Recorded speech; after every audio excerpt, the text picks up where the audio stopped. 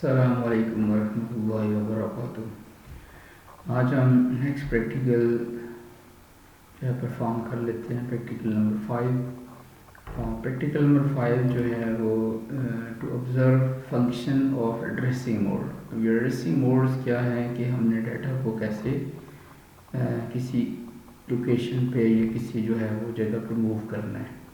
तो हम देखते हैं कि सबसे पहले हमारे पास ये अपने प्रोसीजर अपने नोटबुक में नोट करना है। इसको समझ लेते हैं कि डाटा जो है data can be stored in an register by instruction. कैसे हम डाटा स्टोर करते हैं किसी रजिस्टर के अंदर, तो उसका तरीकाकार ये होगा कि आपने लिखना है मूव और उसके बाद किसी रजिस्टर का नाम जो इसमें मूव करना है और कॉमा डाल के आपने नंबर साइन और डाटा आप लिख देंगे। तो ये इस तरह रजिस्टर के अंदर डाटा मूव हो जाएगा।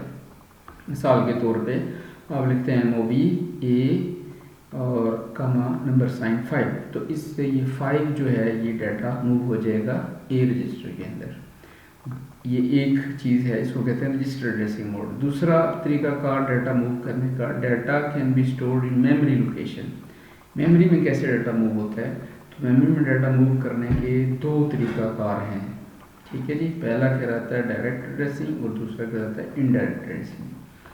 अब डायरेक्ट एड्रेसिंग में कैसे मूव करेंगे, data can be stored in memory using direct addressing mode by the instruction. किस तरह आप डाटा मेमोरी में डायरेक्ट एड्रेसिंग मोड के जरिए से मूव करेंगे, तो आपने लिखना है मूवी मूव और उसके बाद आपने लिखना है एड्रेस, जिस एड्रेस पर डाटा मूव करना चाहते हैं, और आगे कॉमा डाल के नंबर साइन के साथ लगा के आपने डाटा लिख देना है। मिसाल के तौर पे आप लिखते हैं मूव और 10 नंबर एड्रेस है, डेसिमल फॉर्म में 10 है और इसमें आपने मूव करना है नंबर 5। तो 5 जो वैल्यू है, 5 जो डाटा है ये 10 नंबर एड्रेस के ऊपर मेमोरी के अंदर मूव हो जाएगा।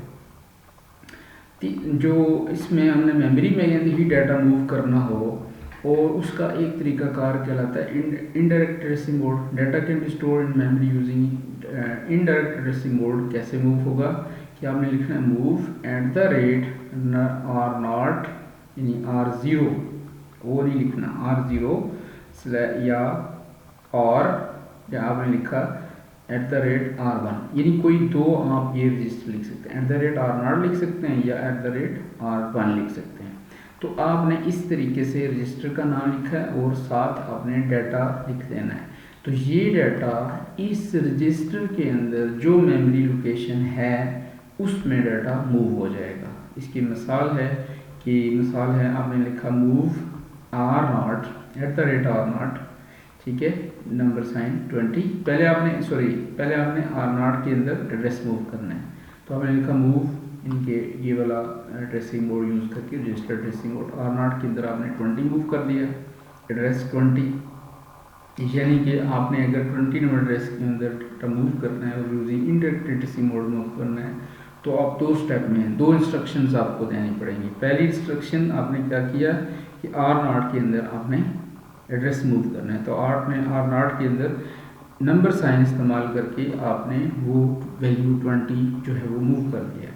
अब हम कहते हैं कि अब आपने इनडायरेक्ट एड्रेसिंग मोड के ज़रिए से एट द रेट R0 यानी R0 के अंदर जो एड्रेस पड़ा हुआ है उस पर 7 नंबर मूव कर दिए थे।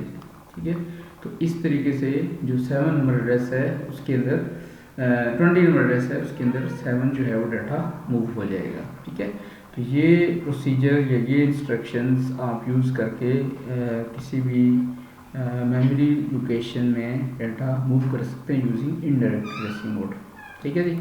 अब इसको हम देख लेते हैं कि फ़र्ज़ किया हमने प्रोग्राम क्या लिखना है। तो प्रोग्राम के अंदर आपने ये कुछ इंस्ट्रक्शन 4-5 लिखनी है। ये जो इंस्ट्रक्शन आपको प्रोसीजर में बताइए कि आपने लिखा मूव ORG00H, ए के अंदर आपने लिख दिया 05 डेसिमल, मूव 10 10 यानी 10 कॉमा नंबर साइन 6 डेसिमल, और देन आपने लिखा मूव R0 20H और मूव किया आपने at the rate of R0 0 number sign 7। तो ये जो हैं वो 4 इंस्ट्रक्शंस हैं वो बेसिकली जिनको हम एग्जीक्यूट करेंगे। अच्छा, अब ये इंस्ट्रक्शन जब आप एग्जीक्यूट करेंगे उससे पहले आप देख लें कि ये जो रजिस्टर्स हैं ये मेमोरी लोकेशन सबके अंदर 00 स्टार्ट पड़ा हुआ है। ठीक है, अब ये पहली इंस्ट्रक्शन अगर हम इसके एग्जीक्यूट करते हैं तो तो आप देखें पहली इंस्ट्रक्शन के एग्जीक्यूट होने से ए के अंदर 5 वैल्यू आ जाएगी, ए के अंदर 5 वैल्यू आ गई। उसके बाद दूसरी इंस्ट्रक्शन आपने एग्जीक्यूट की, ठीक है। तो दूसरी इंस्ट्रक्शन एग्जीक्यूट करने से आपने ये जो वैल्यू है ये 10 नंबर एड्रेस, 8 ये वाला है, ये 9 और ये 10 नंबर एड्रेस के अंदर 6 वैल्यू आ जाएगी, ठीक है जी। उसके बाद आपने तीसरी इंस्ट्रक्शन एग्जीक्यूट की तो उसमें R0 में वैल्यू आ जाएगी 20। तो ये R0 में भी आप देख सकते हैं, और R0 बुनियादी तौर पे 0 एड्रेस के ऊपर मैप होता है, तो 0 एड्रेस के ऊपर भी 20 आ जाएगा और R0 में भी 20 आ गया, ठीक है। इधर वैल्यू भी शो हो रही है और यहाँ पे भी शो हो रही है।